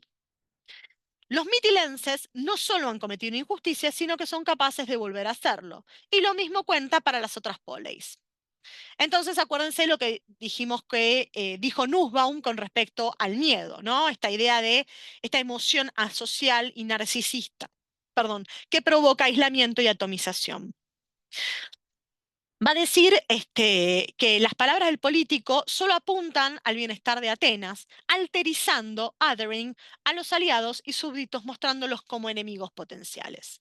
La figura de los enemigos y su identificación con los actuales aliados, que es el tópico de la gente, pues resulta indispensable para la provocación del pathos.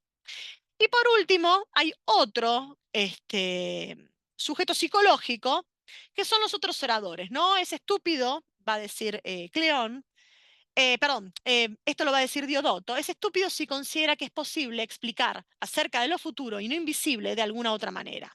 Por otro lado, tiene un interés privado si, queriendo persuadir en cuanto a algo vergonzoso, considera que no sería capaz de hablar acerca de lo que no es bueno, pero calumniando bien sería capaz de asustar a los que van a responder y a los que van a oír. Esto que dice Diodoto en realidad es una respuesta a un comentario de Cleón que dice que es ridículo que alguien pueda llegar a decir que lo que hicieron los mitilenses no fue una traición, y que cualquiera que vaya a defender a los mitilenses, entonces está o quiere hacer un discurso por el solo hecho de defender lo indefendible, o que fue sobornado por los mitilenses.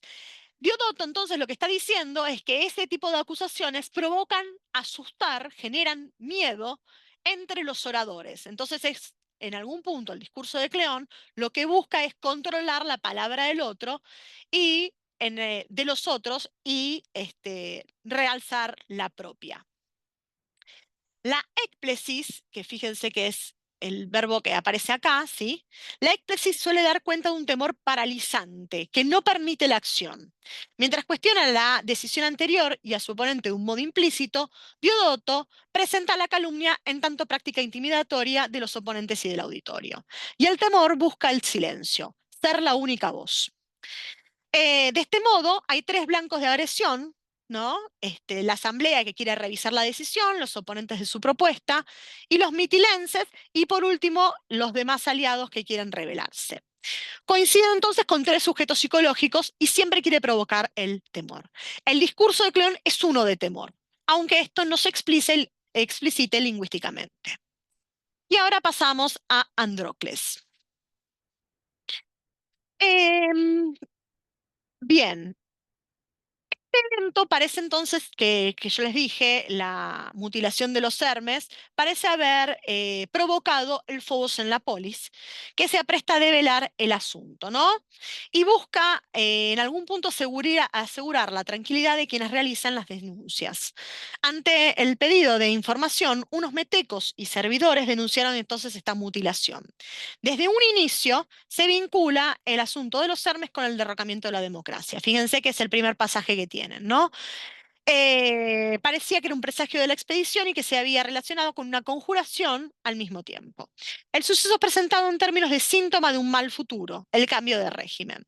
Tal como lo narra Tucídides, la involucración de Alcibíades en el segundo de los hechos parece estar más pensada como una calumnia para deshacerse de él como enemigo político a cargo de Andrócles, ¿no? Y este es el segundo pasaje que tienen. Y por estos hechos se acusaba incluso a Alcibíades, tomando estas acusaciones, los que estaban más disgustados con aquel, porque era un obstáculo para que ellos se instalaran firmemente al frente del pueblo, considerando que si lo desterraban serían los primeros. Magnificaban y gritaban, bueno, el resto de del pasaje ya lo leímos. El objetivo principal es deshacerse de Alcibíades para obtener la prostasía tudemo.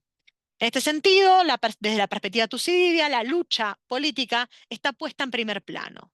Vimos que Boán tenía que ver con el decir y simultáneamente introducía el contenido de las palabras, que es la asociación del político con los eventos ocurridos y con la catálisis to demo, es decir, con el derrocamiento de la democracia. Esto en algún punto ya también lo había adelantado en 615 Alcibíades, donde afirmaba que la mayoría sentían miedo por estos hábitos. Esto lo dice, perdón, lo dice Tucídides sobre Alcibíades. Al punto que pensaban que deseaba la tiranía. De este modo, el discurso, al hacer hincapié en los tópicos del evento, la conspiración, las personas afectadas, el demos y el agente Alcibíades, da voz a las acusaciones, pero alienta los temores preexistentes. En este episodio, el Phobos tiene un efecto muy particular, pues sospechando, aceptaban todas las denuncias. El carácter cuestionable de los acusadores y los delatores lo deja en claro en Tucídides 653-2, cuando sostiene que los atenienses no comprueban la credibilidad de los segundos y confían en las pruebas de hombres viles. Mientras que la fama de Alcibíades sirve como prueba para confirmar su culpabilidad, la de los hombres honestos y la de los viles que denuncian no cuentan para nada. Asimismo, cabe resaltar que son estas acusaciones las que provocan la hipopsia, ¿sí? El verse mal, ¿no? El ver mal entre ellos, la desconfianza, podríamos decir, la cual implica que los ciudadanos se ven entre sí con recelo, mina la confianza sobre la que se construye la sociedad. El discurso difamatorio da voz a las acusaciones, enardece el temor y simultáneamente provoca el desprestigio del enemigo político. Entonces, acá encontramos en el discurso de Cleón sujetos psicológicos que concuerdan con los tres blancos de agresión que tiene el discurso y que supone ser un mensaje de miedo. En el caso de Andrócles, tenemos el mismo pathos que sirve para provocar el exilio del contrincante, y la diferencia con Pericles es justamente que no funciona esta lógica de contrapeso, ¿no? Sino que asusan las emociones que ya de por sí siente el demos.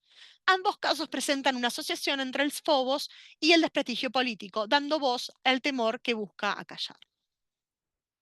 Conclusiones, y con esto cierro. Tanto Aristófanes como Tucídides asocian a los demagogoi con dos emociones determinadas, que son la ira y el temor. En Aristófanes los paces se asocian a los tribunales y el temor se dirige tanto a los acusados como a los jueces, que necesitan el trióbolo.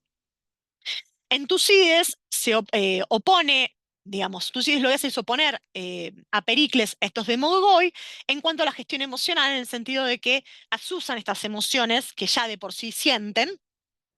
Y no funciona el contrapeso, es decir, no hay una gestión emocional aceptable. En términos de resultado, los PACE que provocan los demagogos son nocivos para el bienestar de la ciudad para los dos autores, ¿sí? Bueno, y les dejo la bibliografía que en realidad es un montón la bibliografía que utilicé, pero les puse lo que por ahí conocen menos, que tiene que ver justamente con las emociones. Acá tienen a Caster, que era el guión emocional, los textos de Nussbaum, que tiene bastante sobre emociones, un texto de X sobre cómo se encuentra el pathos en el discurso, la cuestión de la exclamación, la ironía, etc.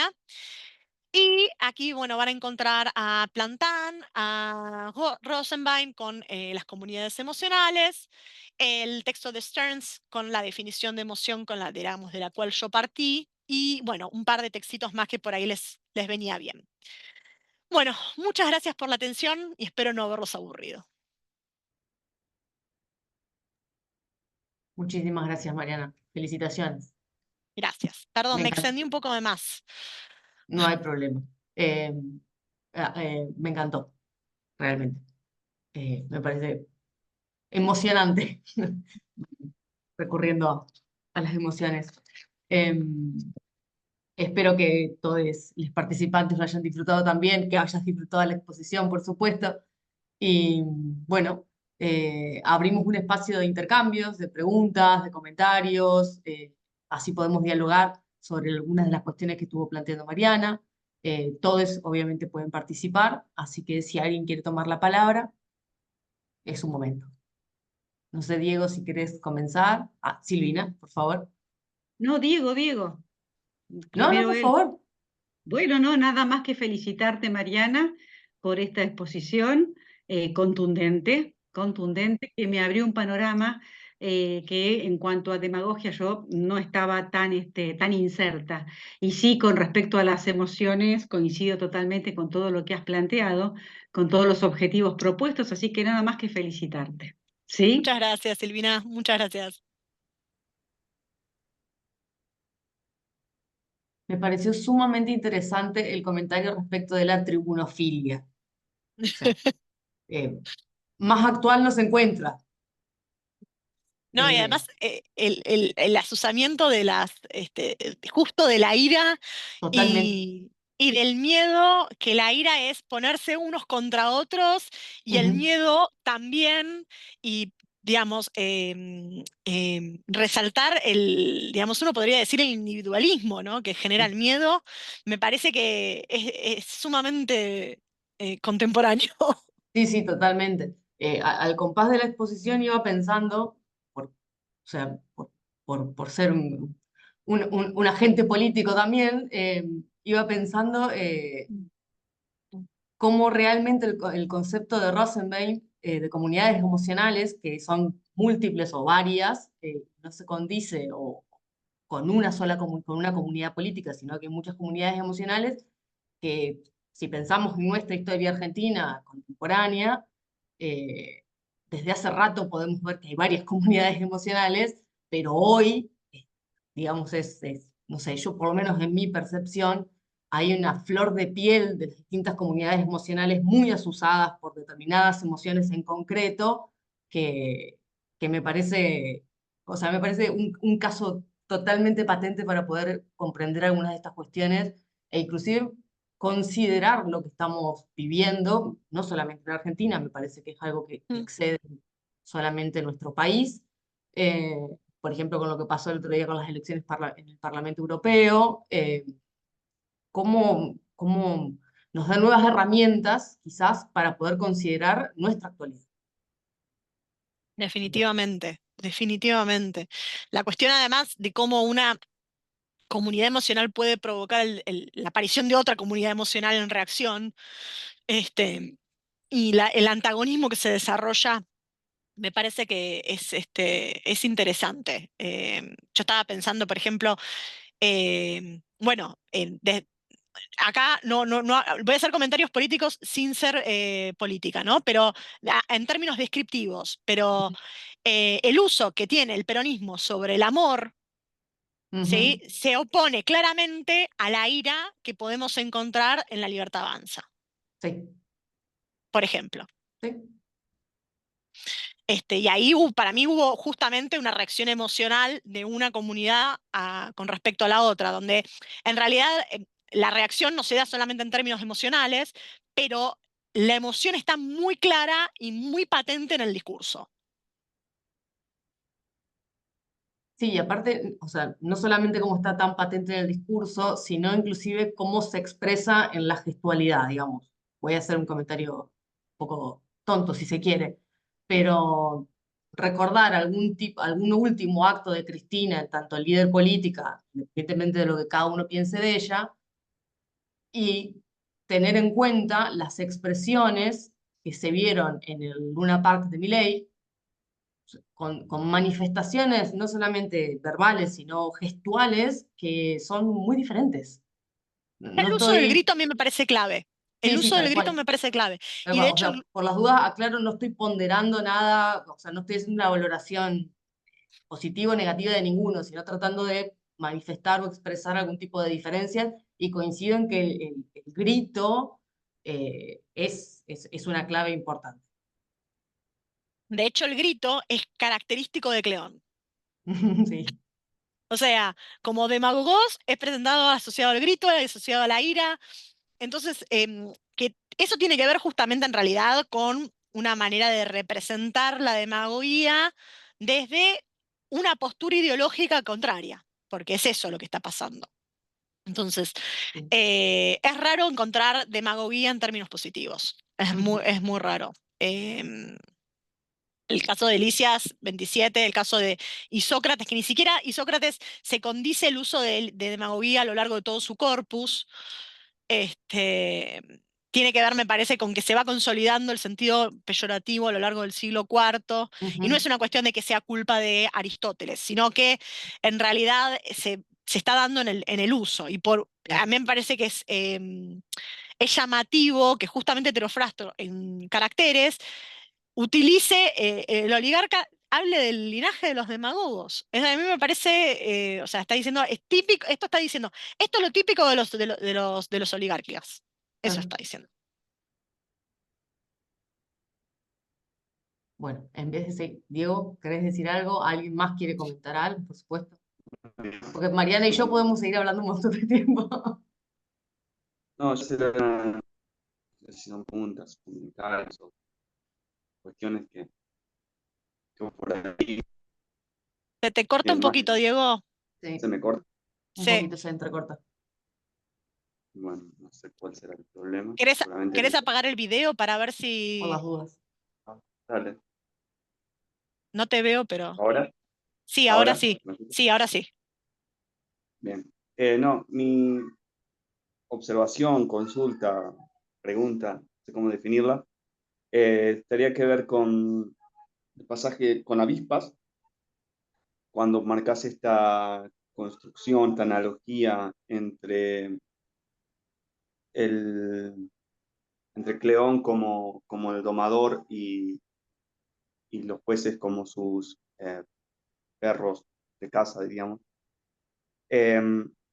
Sí, hay también, me parece a mí, en Avispas una analogía con la relación entre Atenas y sus aliados, en la cual, en ese pasaje en el cual Didecleón le dice a su padre, si cada una de las ciudades aliadas eh, le diera, si juntáramos todo el tributo, podríamos darle de comer a 20.000 ciudadanos, y sin embargo, empieza luego Didecleón a hacer una enumeración sobre todos los bienes suntuosos, incluso comidas exóticas que tienen acceso a los líderes políticos gracias a el imperio, y le dice finalmente, mientras que a ustedes, al demos, no les deja más que una cabeza para el caldo de pescado o algo así, le dice.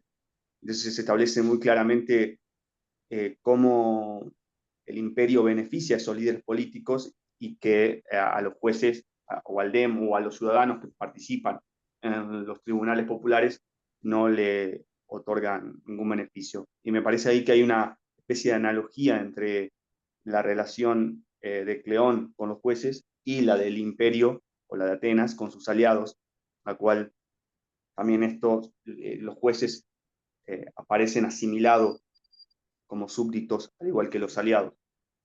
No sé si coincidís o no con la observación que hago, pero es lo que pensaba mientras recordaba ese pasaje, que si querés te lo digo bien dónde está, porque debo tener por aquí, pero eso como primero, y como segundo, la cuestión del miedo en Tucídides aparece muy claro en el episodio del golpe, entre comillas, del 411. Ahí aparece muy claro que el mismo Tucídides dice que la falta de oposición en la asamblea, que se destituya la democracia, tiene que ver con que el miedo se apoderó del demos, y parte de ese miedo, dice Tucídides, está en relación con el hecho de que un demagogo, un líder del pueblo, que era Pisandro, se había pasado al bando oligárquico y entonces no sabía el pueblo en quién confiar, no sabía qué decir, qué hablar, tenía miedo de expresarse porque no había claridad de quién confiar si los líderes, si los demagogos se habían pasado al bando oligárquico. Bueno, esas eran mis dos. A ver si encuentro el pasaje de... Me parecen sumamente interesantes los comentarios. En el caso con el respecto al imperio, me parece que sí, si bien, o sea, a ver, tenemos que recordar que en Atenas se enjuiciaban a las poleis aliadas, barras súbditas. eh, yo creo que el uso de los juicios está pensado más que nada en términos de política interior, en el sentido de deshacerse, pensar los juicios como medios para deshacerse de los enemigos, o de enriquecerse. Pero sí, en efecto, los jueces claramente no se ven beneficiados, según lo que dice Delic León, con respecto al imperio de la manera que debería poder hacerse. De hecho, eso, 666 es el pasaje, perdón, ¿cuál? 666, 679. Ok. Es el pasaje donde dice que si las ciudades entregaran, dice básicamente, tú que estás encantado con tu poder, apenas si les hincas el diente a los despojos de los tributos, y en cuanto a los aliados comprenden que en todo el populacho tiene la chuchería de la que se alimenta de su oficio de juez, que no prueba bocado. Y bueno, de ahí empieza a describir la cantidad de beneficios, de regalos que reciben de los aliados, los líderes, y que los jueces no reciben nada. Pero me parece que en ese pasaje hay como una especie de analogía entre esta idea de cómo Cleón se comportaría, como Atenas se comporta con los aliados, esa misma relación estaría. Y pensándolo en emociones, pensaba si no había también una especie de analogía con la pleonexia, con la codicia imperial, que es esa emoción tan arraigada al imperio ateniense, y si no, de alguna manera Aristófanes no le está atribuyendo a los líderes, a los demagogos o a los líderes políticos esa misma codicia. Perdón mi interrupción, que me quedó más claro a dónde iba ahora que leí el pasaje. No hay problema, mil gracias. A mí me parece que podría agregarle un nivel más de análisis a lo que vos proponés con respecto a avispas. ¿En qué sentido? En que tal como digamos, tal como aparece en ese pasaje, la idea es que le está dando, al pueblo le dan los restos de lo que queda, ¿no? Y en ese sentido se podría retomar la analogía del domador con los perros. ¿Por qué? Porque el perro se le alimentaba con las obras. ¿Sí? Me parece que sí. Con respecto al tema de la pleonexía, sí, se cuestiona la pleonexía, me parece que también uno podría pensar en la epithumía, ¿no? En términos lisíacos, si uno quiere decirlo. La cuestión de justamente de decir, bueno, está bien, digamos, de recibir todo lo que se pueda de parte del imperio. Em, pero más que nada tiene que ver con que me parece que el énfasis está en que están todas las condiciones para que el demos esté bien y no lo está. Porque el interés es que el demos sea pobre. Eso lo dice, y me parece que es brillante lo que está diciendo ahí Aristófanes, ¿no? O sea, esta idea de tenerte pobre y necesitado todo el tiempo para poder manejarte como una herramienta política, me parece que esa denuncia está está en Caballeros, pero queda bien clara con Avispas. Y en ese sentido me parece como súper interesante. Con respecto al tema del miedo, yo me acordaba con lo que estabas diciendo con respecto al golpe del 4/11, que el miedo se da de dos maneras en el golpe del 4/11. Por un lado, como bien decís, esta cuestión de esta inseguridad, porque los líderes que estaban defendiendo al demo, de repente formaban parte del golpe oligárquico. Pero también hay otra manera de establecer miedo que tiene que ver justamente con la muerte de Andrócles, que es, mataron a todos los que básicamente que hablaban en la asamblea, evidentemente, y que eran obstáculos para que ellos se hicieran con el poder, ¿no? Y esto es lo que Baxo plantea como terrorismo. Hay un libro que es cómo abatir una democracia, que basó justamente lo que está analizando es el terrorismo que realizan los golpistas en el 411 y que da lugar a que haya un control de la palabra pública tremendo. ¿En qué sentido? En que o matan a los que antes hablaban durante la democracia y que no iban a hablar bien durante el golpe oligárquico, y además había un control de lo que se decía en tanto y en cuanto se elegían a quienes iban a efectivamente hablar. Em, Bien, creo que respondí todo, ¿no?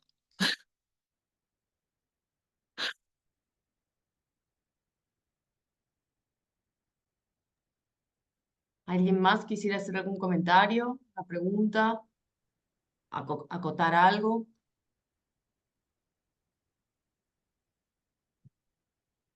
Los apabullé con todo.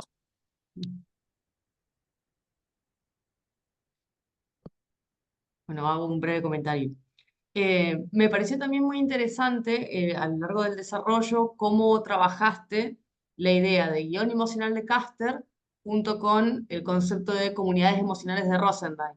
No, o sea, me resultó muy interesante cómo esta nueva, digamos, corriente historiográfica de la historia de las emociones o la teoría de los afectos permite, o sea, no se cierra sobre los propios conceptos de la teorización de tal o cual autor o tal o cual perspectiva, sino que tiene como un tipo de flexibilidad para poder ir relacionando estos conceptos que obviamente colaboran a que las miradas sean más profundas o más abiertas y no circunscribirse sobre sobre una misma teoría.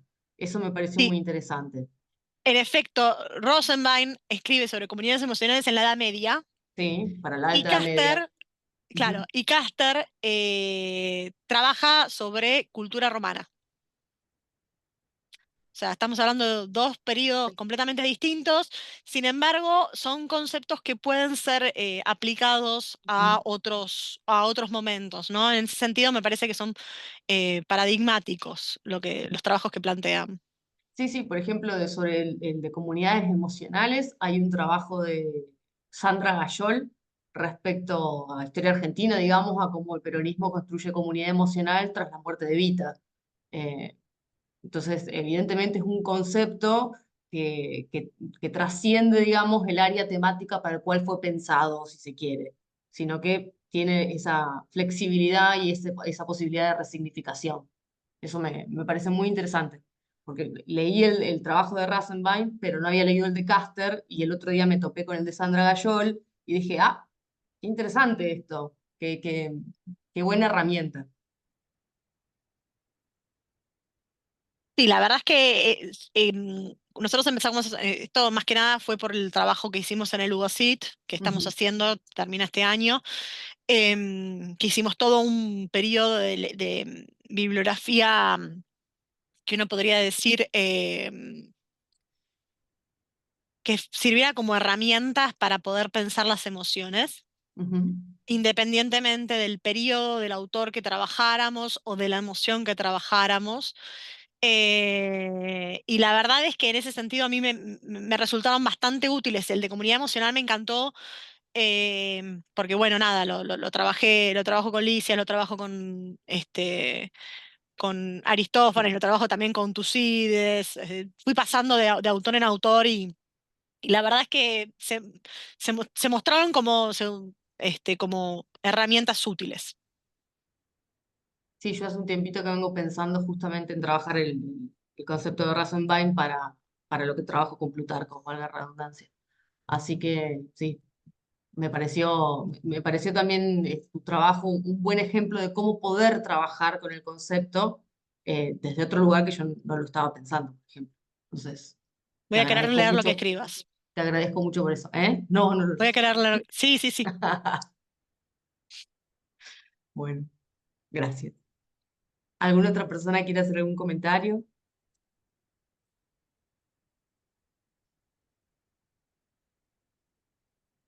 Bueno, si les parece, si no hay ningún otro comentario o pregunta, damos por finalizada la actividad.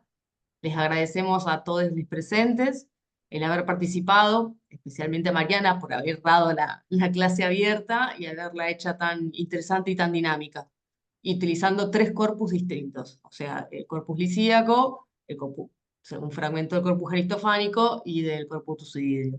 Así que muchísimas gracias por también abrir, digamos, esa mirada con 3 corpus distintos, con 3 tipos de discursos distintos, que apuntan a distintas cosas, y poder mostrarnos en ese sentido cómo la teoría de los afectos o cómo las emociones pueden pensarse científicamente, académicamente, en relación con discursos políticos o con las prácticas políticas. Muchísimas gracias.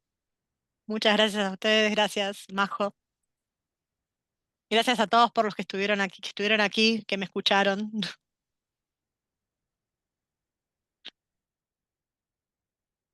Gracias, Diego, por tus comentarios también. Yo hice comentarios presentes, vos hiciste comentarios sobre lo que correspondía.